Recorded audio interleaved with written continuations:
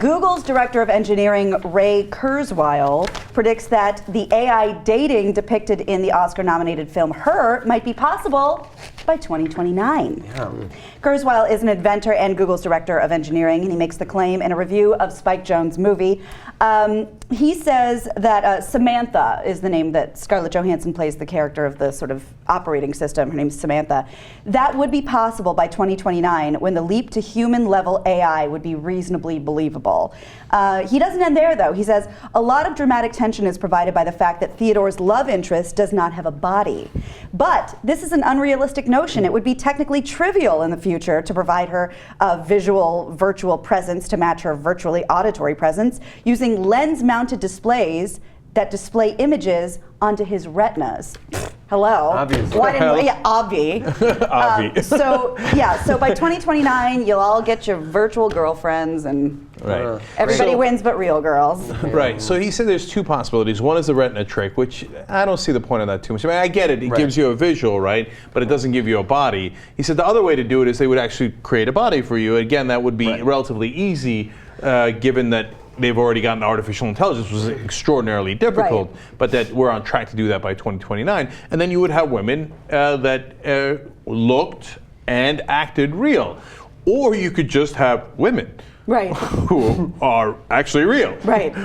Yeah. Because if you didn't see the movie in Her, they have actual personalities, and sometimes they'll get upset at you, and etc. Yeah. So there's no advantage like, hey, computer, right? Computer, stop being mad at me, right? No, they don't do what you say. So we've already got something for that. It is a uniquely captive audience from the beginning. Like, there's no chance of being overlooked because of like what you look like or where you're from or anything. Point. That it was just somebody who, which is a person in a box. You don't know what they're going to do when they grow up and when they get to know you and decide that, because not all of them fall in love with their owners. Well, and then one woman described the whole idea of the movie as a sad male fetish fantasy. So yeah, I don't know about that. I think she's overstating it. I think she's living out a little bit too much. But it goes both ways, gender-wise. I mean, it could just as easily have been a man. Yeah. And there are, I think, in the movie, but think about this. Whoever has an iPhone and you're dealing with Siri, who everybody knows is a total bitch, you would not want to be in a relationship with her. She's so condescending. She's so fucking dumb. And when you... repetitive.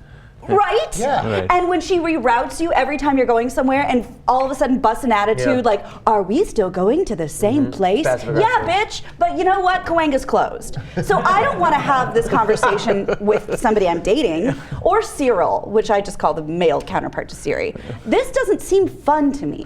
Yeah, and in the movie, Cyril, that's good.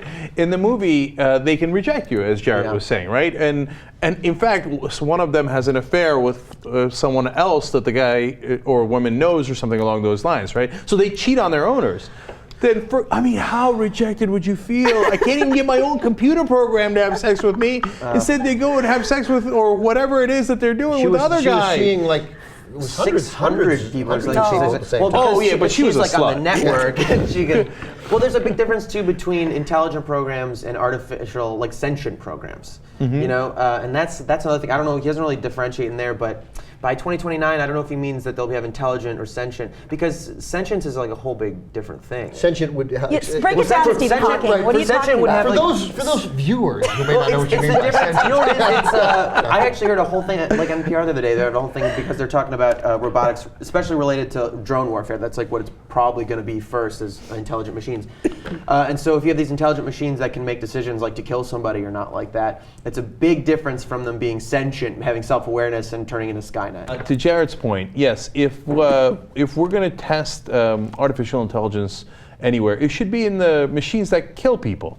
That's a really smart idea. That is the first thing they're going to do with it, though. Is like that's where it seems most reasonable. Yeah, not the ones where we have sex with them or anything like that. Something harmless, right? Yeah. Or where they serve you dinner. Sure. No, the things that kill people. Or make your jobs easier. Yeah, you're right though. Throw them into an Olive Garden first and have them bring you breadsticks. Don't bring them to the Middle East. You're absolutely right. If they can handle the breadsticks, then maybe we have to kill someone. Give them a machine gun. It's a lot to ask of artificial intelligence because it's all the breadsticks you can eat. It's very confusing. It's not a one and done like a killing machine. Right. They'll be like, no, you can eat more. Put it in your face.